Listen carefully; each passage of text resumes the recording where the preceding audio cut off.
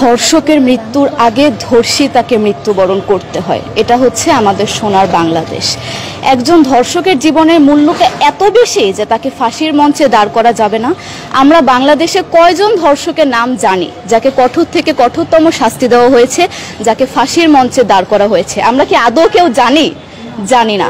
অথচ আমরা কতগুলো যারা ধর্ষিত হয়েছে তাদের নাম জানি, অনেক বড়। এই লিস্ট আসলে অনেক বড়, বলে শেষ করা যাবে না। কুমিল্লার তনু, মাগুরার আসিয়া, 2 দিন আগেও কিশোরগঞ্জে 8ম শ্রেণীর একটি ছাত্রীকে বাসা থেকে তুলে নিয়ে ধর্ষণ করা হচ্ছে। বাবার হাতে মেয়ে ধর্ষিত হচ্ছে, ভাইয়ের হাতে বোন ধর্ষিত হচ্ছে। আমরা আসলে নিরাপদটা কোথায়? আমার মনে হচ্ছে আমরা যেন আইয়ামে জাহিলিয়া যুগে চলে গিয়েছি। মাঝে মধ্যে মনে হয় এর থেকেও খারাপ সময় আছি আমরা, কারণ ওই যুগে মেয়েরা অ্যাটলিস্ট সম্মান নিয়ে মৃত্যুবরণ করতে পারতো। জন্মের পরপর জ্যান্ত মাটিতে পুঁতে দেওয়া হতো, আর আমাদের ধর্ষণ করে নির্মমভাবে তারপর মৃত্যুবরণ করতে হচ্ছে।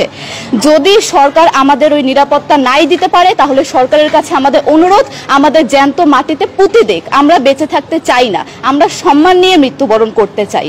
আমরা এই দেশে থাকতে চাই না যে এই দেশে আমাদের কোনো নিরাপত্তা নেই, যে এই দেশে রাস্তা দিয়ে হাঁটলে আমাদের মধ্যে একটা আতঙ্ক কাজ করে, কখন কি না কি হয়ে যায়। আইন উপদেষ্টা বললেন যে ধর্ষকের নাকি ফাঁসি দেওয়া সম্ভব হবে না, তাহলে নাকি নিরীহ মানুষকেও মাঝে মধ্যে ফাঁসিয়ে দিয়ে ফাঁসির ব্যবস্থা করা, মিথ্যা মামলায় ফাঁসিয়ে দিয়ে ফাঁসির ব্যবস্থা করা হতে পারে। আইন উপদেষ্টার কাছে আমার প্রশ্ন, আল্লাহ না করুক আজকে যদি আপনার কাছের কেউ, আপনার বোন অথবা আপনার স্ত্রী অথবা আপনার মেয়ের সাথে যদি এরকম কোনো কিছু হতো, আপনি কি আসলে এটা বলতে পারতেন যে না, ধর্ষককে ফাঁসি দেওয়া যাবে না? কোনোদিনও পারতেন না। আপনি সবার আগে তার ফাঁসির ব্যবস্থা করতেন, সম্ভব হলে নিজের হাতে মেরে ফেলতেন।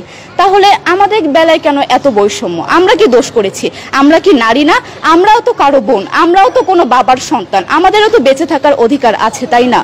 কিছু হলে মেয়েদের পোশাকের দোষ দেওয়া হয়। আমার কাছে প্রশ্ন, একটা 8 বছরের শিশুর মধ্যে এরকম কি থাকতে পারে যেটা একটা পুরুষকে অ্যাট্রাক্ট করবে, যেটা একটা পুরুষকে সিরিয়াস করবে?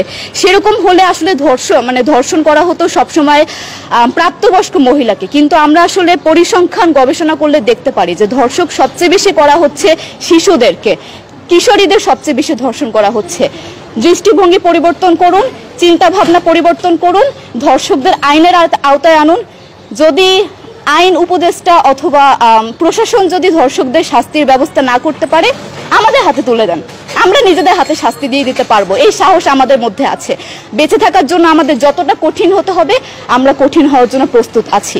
আমরা ফাঁসি চাই, ধর্ষকদের কঠোর থেকে কঠোরতম শাস্তি চাই।